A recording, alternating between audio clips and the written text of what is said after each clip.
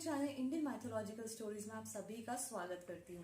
आज मैं आपको विष्णु पुराण के दूसरे भाग का 8वां अध्याय सुनाने जा रही हूँ। इस अध्याय में सूर्य, नक्षत्र एवं राशियों की व्यवस्था तथा काल चक्र, लोकपाल और गंगा आविर्भाव का वर्णन सुनेंगे। श्री पराशर जी बोलते हैं, हे सुब्रत, मैंने तुमसे यह ब्रह्मांड की स्थिति कही।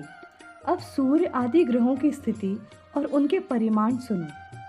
हे मुनिश्रेष्ठ, सूर्यदेव के रथ का विस्तार 9000 योजन है तथा इससे दूना उसका ईशा दंड मतलब जुआ और रथ के बीच का भाग है।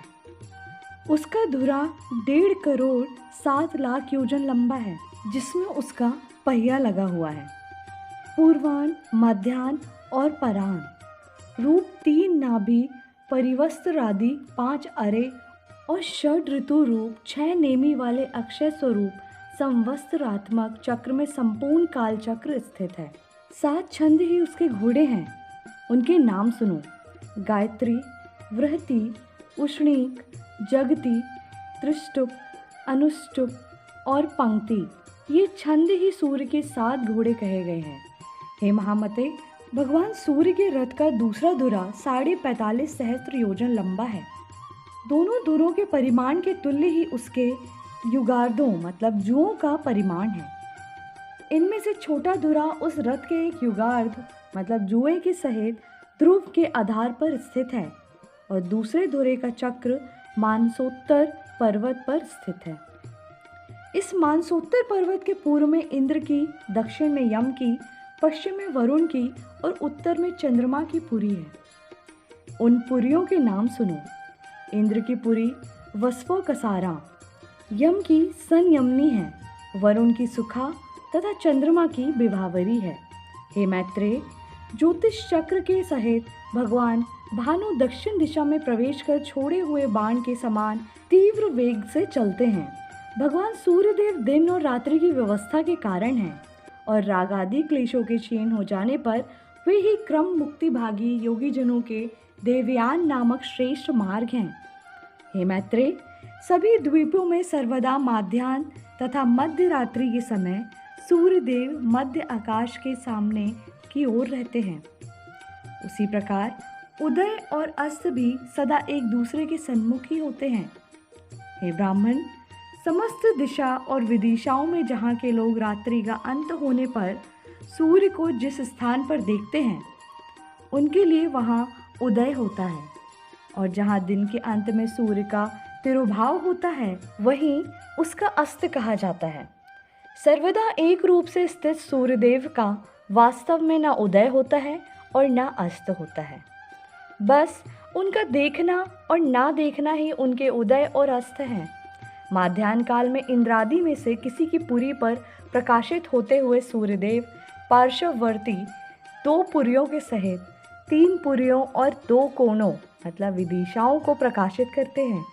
इसी प्रकार अग्नि आदि कोणों में से किसी एक कोण में प्रकाशित होते हुए वे पार्श्ववर्ती 2 कोणों सहित 3 कोण और 2 पुरियों को प्रकाशित करते हैं। सूर्यदेव उदय होने के अनंतर माध्याह्न पर्यंत अपनी बढ़ती हुई किरणों से तपते हैं और फिर क्षीण होती हुई किरणों से अस्त हो जाते हैं। सूर्य के उदय और अस्त से ही पूर्व तथा पश्चिम दिशाओं की व्यवस्था हुई है। वास्तव में तो वे जिस प्रकार पूर्व में प्रकाश करते हैं उसी प्रकार पश्चिम तथा पार्श्ववर्तनी मतलब उत्तर और दक्षिण दिशाओं में भी करते हैं। सूर्यदेव पर्वत सुमेरु के ऊपर स्थित ब्रह्मा जी की सभा के अतिरिक्त और सभी स्थानों को प्रकाशित करते हैं। उनकी जो किरणें ब्रह्मा जी की सभा में जाती हैं वे उसके तेज से निरस्त होकर उल्टी लौट आती हैं। सुमेरु पर्वत समस्त द्वीप और वर्षों के उत्तर में है, इसलिए उत्तर दिशा में मेरु पर्वत पर सदा एक ओर दिन और दूसरी ओर रात रहते हैं। रात्रि के समय सूर्य के अस्त हो जाने पर उसका तेज अग्नि में प्रविष्ट हो जाता है, इसलिए उस समय अग्नि दूर ही से प्रकाशित होने लगता है। इसी प्रकार हे द्विज, दिन के समय अग्नि का तेज सूर्य में प्रविष्ट हो जाता है, अतः अग्नि के संयोग से ही सूर्य अत्यंत प्रखरता से प्रकाशित होता है। इस प्रकार सूर्य और अग्नि के प्रकाश तथा उष्णता में तेज परस्पर मिलकर दिन रात में वृद्धि को प्राप्त होते रहते हैं। मेरु के दक्षिणी और उत्तरी भूमध्य में सूर्य के प्रकाशित होते समय अंधकारमयी रात्रि और प्रकाशमय दिन क्रमशः जल में प्रवेश कर जाते हैं। दिन के समय रात्रि के प्रवेश करने से ही जल कुछ ताम्रवर्ण दिखाई देता है, किंतु सूर्य अस्त हो जाने पर उसमें दिन का प्रवेश हो जाता है। इसलिए दिन के प्रवेश के कारण ही रात्रि के समय वह शुक्ल वर्ण हो जाता है। इस प्रकार जब सूर्य पुष्कर द्वीप के मध्य में पहुंचकर पृथ्वी का 30वां भाग पार कर लेता है तो उसकी वह गति एक मुहूर्त की होती है, अर्थात उतने भाग के अतिक्रमण करने में उसे जितना समय लगता है वही मुहूर्त कहलाता है। हे द्विज, कुलाल चक्र मतलब कुम्हार के चाक के सिरे पर घूमते हुए जीव के समान भ्रमण करता हुआ यह सूर्य पृथ्वी के 30 भागों का अतिक्रमण करने पर एक दिन रात्रि करता है। हे द्विज, उत्तरायण के आरंभ में सूर्य सबसे पहले मकर राशि में जाता है। उसके पश्चात वह कुंभ और मीन राशियों में एक राशि से दूसरी राशि में जाता रहता है। इन तीनों राशियों को भोग चुकने पर सूर्य रात्रि और दिन को समान करता हुआ वैश्यवती गति का आलंबन करता है, अर्थात वह भूमध्य रेखा के बीच में ही चलता है। उसके अनंतर नित्य प्रति रात्रि क्षीण होने लगती है और दिन बढ़ने लगता है। फिर मेष तथा वृष राशि का अतिक्रमण करता है। मिथुन राशि से निकलकर उत्तरायण की अंतिम सीमा पर उपस्थित हो वह कर्क राशि में पहुंचकर दक्षिणायन का आरंभ करता है। जिस प्रकार कुलाल चक्र के सिरे पर स्थित जीव अति शीघ्रता से घूमता है, उसी प्रकार सूर्य भी दक्षिणायन को पार करने में अति शीघ्रता से चलता है। अतः वह अति शीघ्रता पूर्व वायु वेग से चलते हुए अपने उत्कृष्ट मार्ग को थोड़े समय में ही पार कर लेता है। हे द्विज, दक्षिणायन में दिन के समय शीघ्रता पूर्वक चलने से उस समय के 13.5 नक्षत्रों को सूर्य 12 मुहूर्तों में पार कर लेता है, किंतु रात्रि के समय मंदगामी होने से उतने ही नक्षत्रों को 18 मुहूर्तों में पार करता है। कुलाल चक्र के मध्य में स्थित जीव जिस प्रकार धीरे धीरे चलता है, उसी प्रकार उत्तरायण के समय सूर्य मंद गति से चलता है। इसलिए उस समय वह थोड़ी सी भूमि भी अति दीर्घ काल में पार करता है। अतः उत्तरायण का अंतिम दिन 18 मुहूर्त का होता है।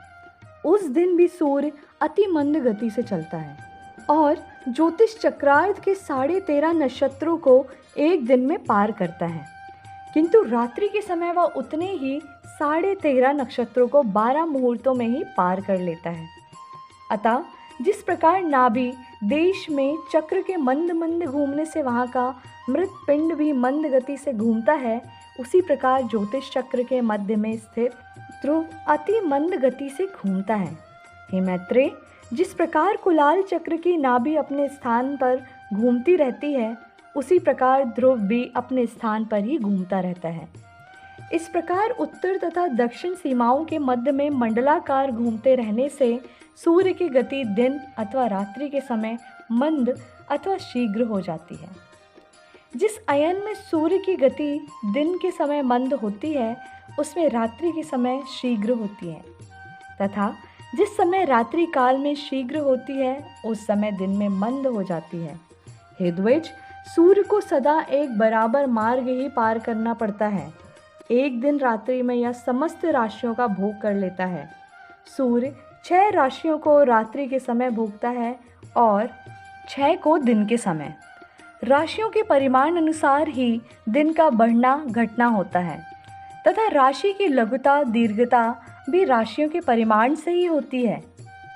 राशियों के भोग अनुसार ही दिन अथवा रात्रि की लघुता अथवा दीर्घता होती है। उत्तरायण में सूर्य की गति रात्रि काल में शीघ्र होती है तथा दिन में मंद, दक्षिणायन में उसकी गति इसके विपरीत हो जाती है। रात्रि उषा कहलाती है तथा दिन व्युष्टि मतलब प्रभात कहा जाता है। इन उषा और व्युष्टि के बीच के समय को संध्या कहते हैं। इस अति दारुण और भयानक संध्या काल के उपस्थित होने पर मंदेहा नामक भयंकर राक्षसगण सूर्य को खाना चाहते हैं। हे मैत्रेय, उन राक्षसों को प्रजापति का यह शाप है कि उनका शरीर अक्षय रहकर भी मरण नित्य प्रति हो। अतः संध्या काल में उनका सूर्य से अति भीषण युद्ध होता है।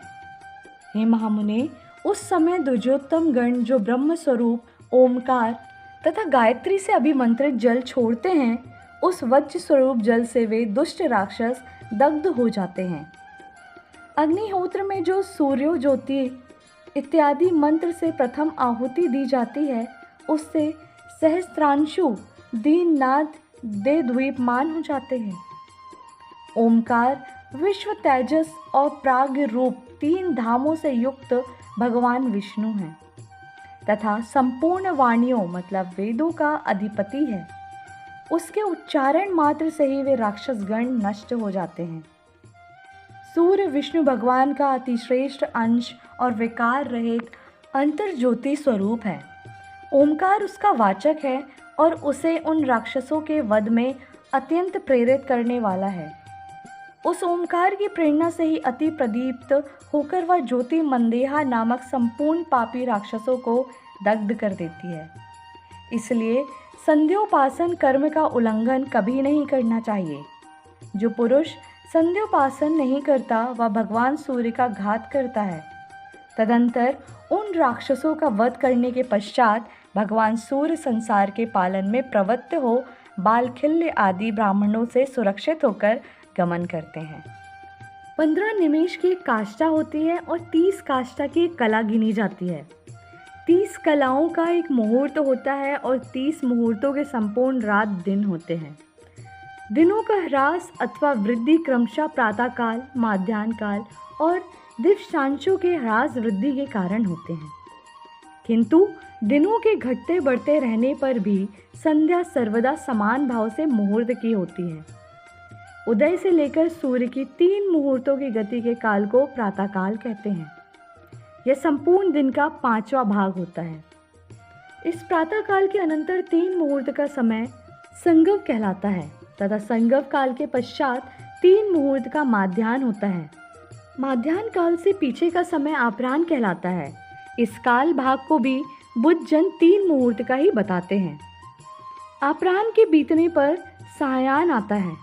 इस प्रकार संपूर्ण दिन में 15 मुहूर्त और प्रत्येक दिवसांश में 3 मुहूर्त होते हैं। वैशुवत दिवस 15 मुहूर्त का होता है, किंतु उत्तरायण और दक्षिणायन में क्रमशः उसके वृद्धि और ह्रास होने लगते हैं। इस प्रकार उत्तरायण में दिन रात्रि का ग्रास करने लगता है और दक्षिणायन में रात्रि दिन का ग्रास करती रहती है। शरद और वसंत ऋतु के मध्य में सूर्य के तुला अथवा मेष राशि में जाने पर विषुव होता है। उस समय दिन और रात्रि समान होते हैं। सूर्य के कर्क राशि में उपस्थित होने पर दक्षिणायन कहा जाता है और उसके मकर राशि पर आने से उत्तरायण कहलाता है। हे ब्राह्मण, मैंने जो 30 मुहूर्त की एक रात्रि दिन कहे हैं, ऐसे 15 रात्रि दिवस का एक पक्ष कहा जाता है। 2 पक्ष का एक मास होता है, 2 सौर मास की एक ऋतु और 3 ऋतु का एक अयन होता है तथा 2 अयन ही मिलाकर एक वर्ष कहे जाते हैं। सौर, सावन, चांद्र तथा नाक्षत्र इन 4 प्रकार के मासों के अनुसार विविध रूप से कल्पित संवत्सर आदि 5 प्रकार के वर्ष युग कहलाते हैं। यह युग ही मल मासादि सब प्रकार के काल निर्णय का कारण कहा जाता है।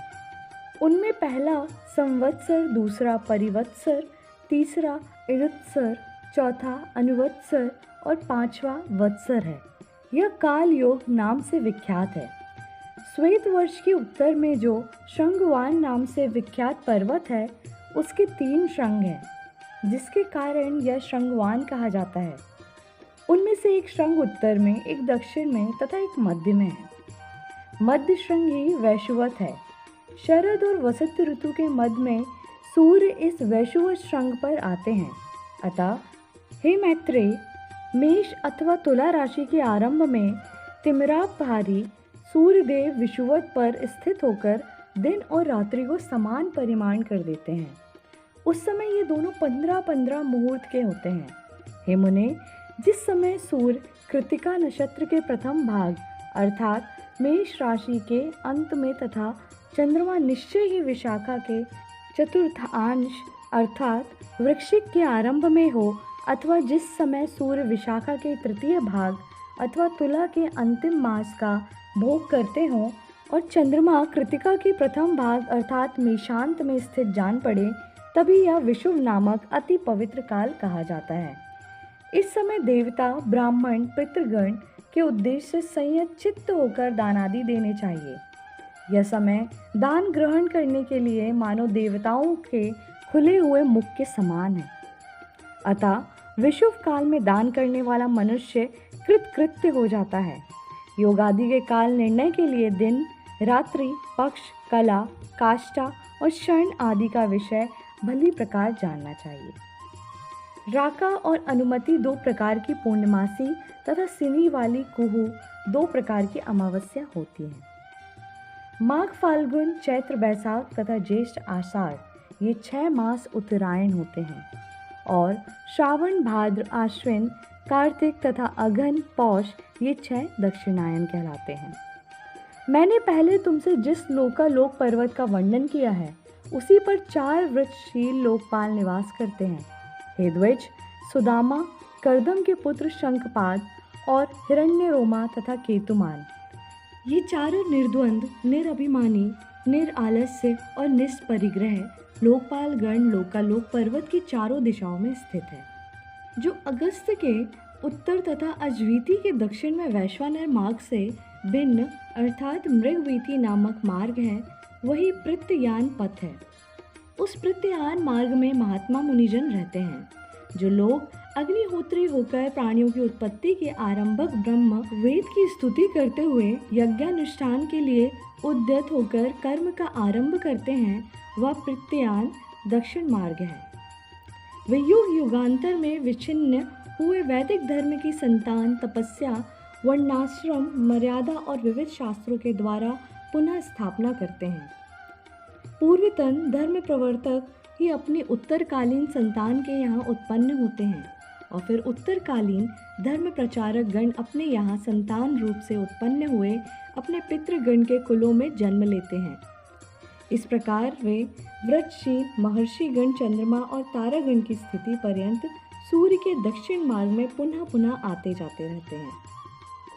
नागवीति के उत्तर और सप्त ऋषि के दक्षिण में जो सूर्य का उत्तरीय मार्ग है उसे देवयान मार्ग कहते हैं।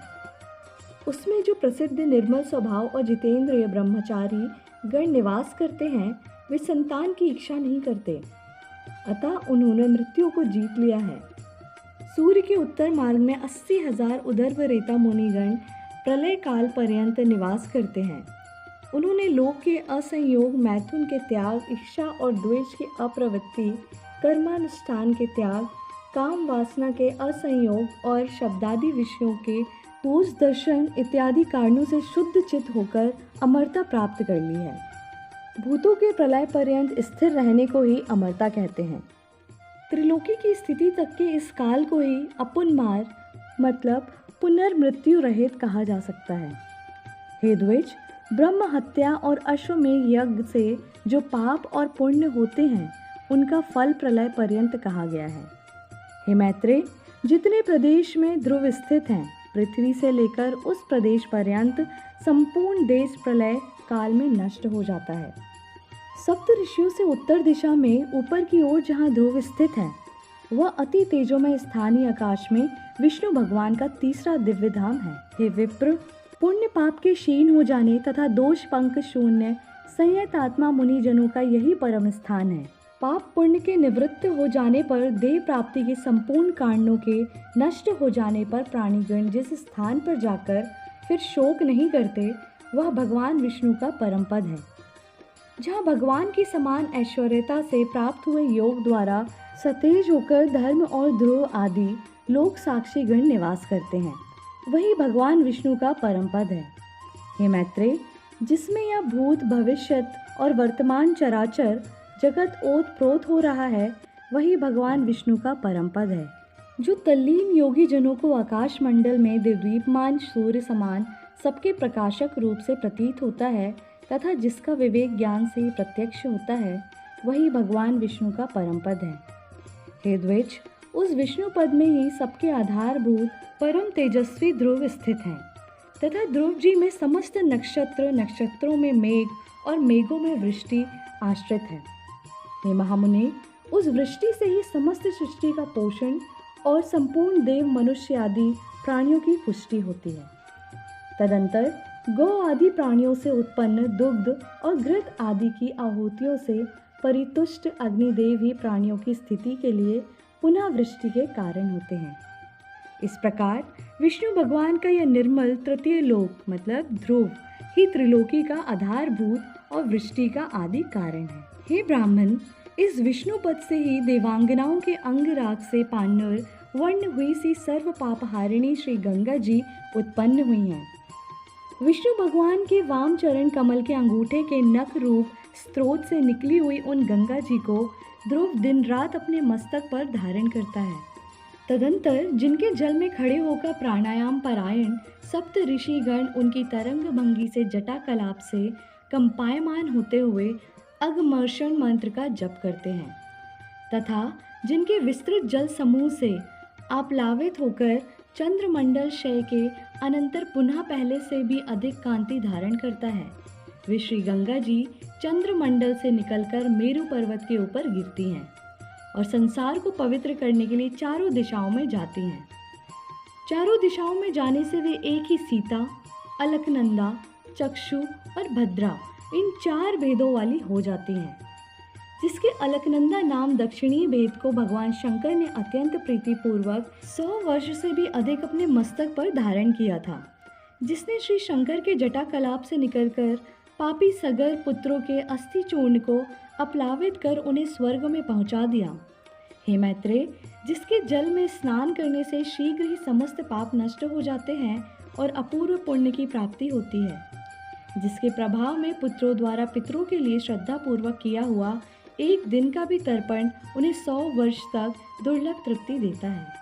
हे द्विज, जिसके तट पर राजाओं ने महायज्ञों से यज्ञेश्वर भगवान पुरुषोत्तम का यजन करके ये लोक और स्वर्ग लोक में परम सिद्धि लाभ की है, जिसके जल में स्नान करने से निष्पाप हुए यतिजनों ने भगवान केशव में चित्त लगाकर अति उत्तम निर्वाण पद प्राप्त किया है, जो अपना श्रवण, इच्छा, दर्शन, स्पर्श, जलपान, स्नान तथा यशोगान करने से ही नित्य प्रति प्राणियों को अति पवित्र करती है तथा जिसका गंगा गंगा ऐसा नाम 100 योजन की दूरी से भी उच्चारण किए जाने पर जीव के 3 जन्मों के संचित पापों को नष्ट कर देता है।